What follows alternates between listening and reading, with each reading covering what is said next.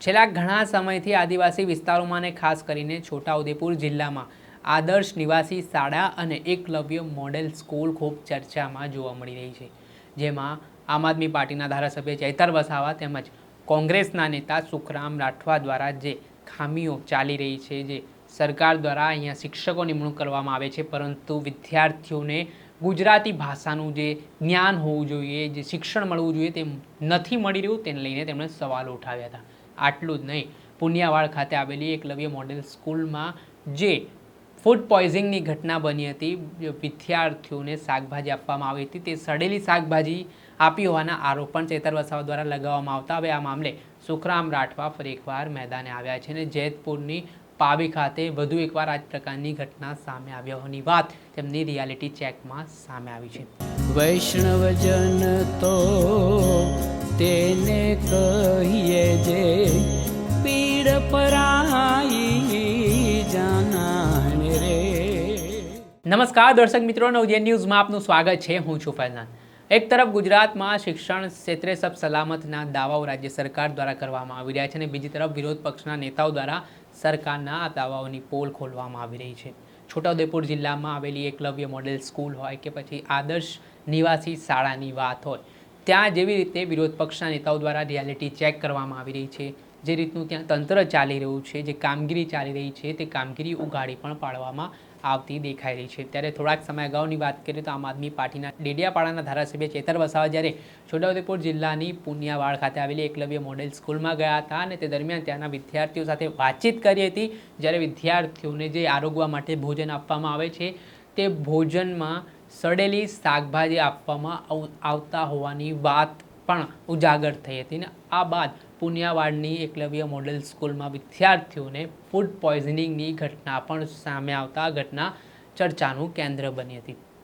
ત્યારબાદ આને જ લઈને કોંગ્રેસ નેતા સુખરામ રાઠવા પણ જે છોટાઉદેપુર જિલ્લામાં આવેલી શાળાઓ છે તેની રિયાલિટી ચેક કરવા માટે જઈ રહ્યા છે, ત્યારે તેઓ જેતપુર પાવી ખાતે આવેલી આદર્શ નિવાસી શાળાએ પહોંચ્યા હતા અને આ શાળામાં પહોંચતા જે ત્યાંના ભોજનની વ્યવસ્થા છે તેને લઈને તેમણે સવાલો ઉઠાવ્યા છે। આજે પણ આ જ સ્થિતિ છે કે બાળકોને સડેલી શાકભાજી આપવામાં આવી રહી છે, તે પ્રકારના આરોપ તેમના દ્વારા કરવામાં આવ્યા છે। પહેલાં તો સુખરામ રાઠવા દ્વારા શું વાત કહેવામાં આવી છે, કઈ પ્રકારની પરિસ્થિતિમાં ત્યાંના વિદ્યાર્થીઓ અભ્યાસ કરવા માટે મજબૂર બન્યા છે, તેમના મોઢે સાંભળો। આદર્શ નિવાસી શાળા પાઈ જેતપુર રાસલીની આ મુલાકાત દરમિયાન છોકરાઓને જમવાનું અપૂરતું મળે છે એવી ફરિયાદ છોકરાઓની પણ મળી છે। સાથે સાથે રસોડામાં ચેક કરતાં શાકભાજી જે આવ્યું છે ગઈકાલે સાંજે જ આવ્યું છે એમ કહેવામાં આવે છે, એ શાકભાજી આખી બગડી ગયેલી હતી, પકડાઈ પણ જર્જરિત થઈ ગઈ હતી, એને ખાઈ પણ શકાયની ફેંકી દેવાની હોય। સાથે સાથે દૂધી અને ટામેટાં પણ હતા, એમાં પણ ફૂગ આવેલી હતી। એટલે કહી શકાય કે આદિવાસી વિસ્તારમાં આદિવાસી બાળકોને આ કુપોષિત અનાજનું ખવડાવવામાં આવે છે અને આદિવાસીઓને જેમ પુનિયાવાડમાં થયું તેવો બીજો બનાવ ના બને એની સરકારે કાળજી રાખવી જોઈએ। ભ્રષ્ટાચારી અધિકારીઓ છે, આખું ગુજરાત જ ભ્રષ્ટાચાર વાળું છે, તો તમે અધિકારીઓ ક્યાં વાત કરો? આખું સરકાર ભ્રષ્ટાચારી છે। આદિવાસી બાળકોનું શોષણ તો થઈ રહ્યું છે, તમે દેખો છો ને। કોઈની વાચા ત્યાં ફૂટતી નથી, વાચા ફૂટે છે અને દબાઈ દેવામાં આવે છે। આ સત્ય વાત કરવામાં તમારી સામે મને કોઈ બીક નથી।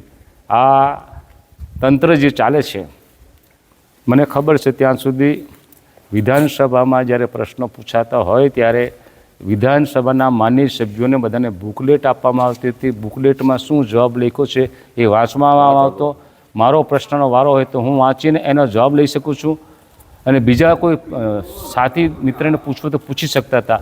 એ સિસ્ટમ સરકારે એના માટે બંધ કરી કે સરકારની પોલ ખુલે ના અને બંધ થઈ જાય, એટલા માટે આ સિસ્ટમ ત્યાં દાખલ કરી છે।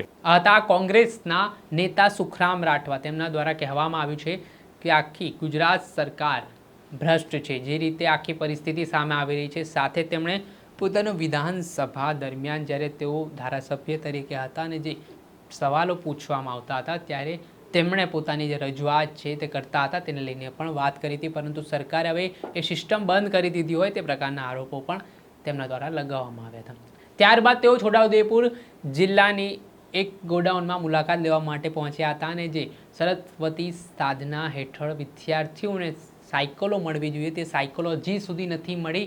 તે પ્રકારે હજારોની સંખ્યામાં ફરી એકવાર સાયકલો ત્યાં ખુલ્લામાં જોવા મળી. આને જ લઈને તેમણે ફરી ત્યાં સવાલ ઉઠાવ્યા. થોડાક દિવસ પહેલાં શિક્ષણ મંત્રી દ્વારા આશ્વાસન આપવામાં આવ્યું છે કે જે કોઈ પણ નિગમ છે તેમને અહેવાલ માટે ખાસ સૂચનો કરવામાં આવ્યા છે ને તમામ બાબતોને લઈને ખુલાસો માંગવામાં આવ્યો છે, પરંતુ આજ દિન સુધી વિતરણ સાયકલનું કરવામાં ન આવતા સુખરામ રાઠવાએ સવાલ ઉઠાવ્યા છે.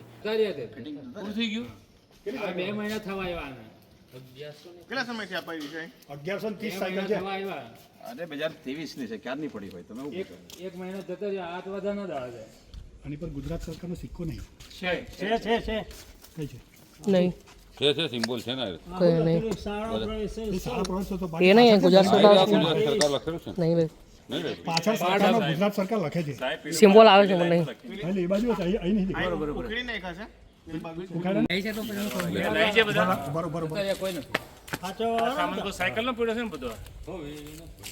રિપેરિંગ ચાલુ છે હજુ પેલું ના જતા રહ્યા તે પૂરું થઈ ગયું હવે 2 મહિના થવા આવ્યા ને. કેટલા સમયથી અપાઈ છે? 1130 સાયકલ છે. અરે 2023 ની છે, ક્યારની પડી હોય તમે એક મહિનો જતો રહ્યો, હાથ વધાના દાળ છે. કેવું છે? હવે સાયકલનો મુદ્દો એ દિવસે ને દિવસે વિકરાળ સ્વરૂપ ધારણ કરી રહ્યો છે. સરકારની ઈચ્છા શક્તિ સામે સવાલો ઉઠાવી રહ્યો છે. શું સરકાર ખરેખર બાળકોને સાયકલ આપવા માંગે છે કે નહીં તેને લઈને પણ હાલ સવાલ ચર્ચાઈ રહ્યું છે. હવે આગામી સમયમાં જોવું રહ્યું ક્યાર સુધીમાં ગુજરાત સરકાર દ્વારા જે ખરેખર 2023થી આપવામાં આવતી શાળા પ્રવેશ મહોત્સવની સાયકલો છે તે આપવામાં આવે છે કે પછી માત્ર આશ્વાસન જ શિક્ષણ મંત્રી તરફથી આપવામાં આવશે તે આગામી સમય જ બતાવશે. દર્શક મિત્રો, ત્યાર સુધીમાં બસ આટલું. આવા નવા વિડીયો સાથે આપને માહિતગાર કરતા રહીશું, એટલે નવજીવન ન્યૂઝની ચેનલને આપ લાઇક કરી લો, સબસ્ક્રાઇબ કરી લો અને વધુમાં વધુ શેર કરો. નમસ્કાર.